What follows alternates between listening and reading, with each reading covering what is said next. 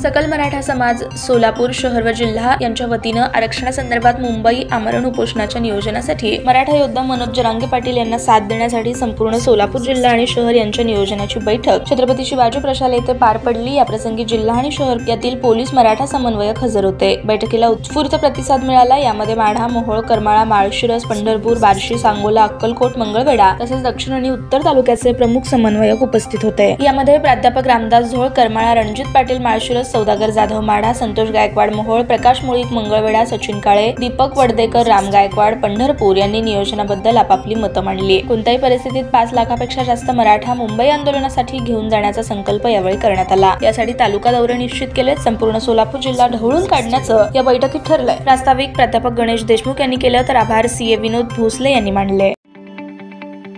ताज्या बातम्या पाहण्यासाठी प्राईम महाराष्ट्र न्यूज चॅनलला सबस्क्राईब करा।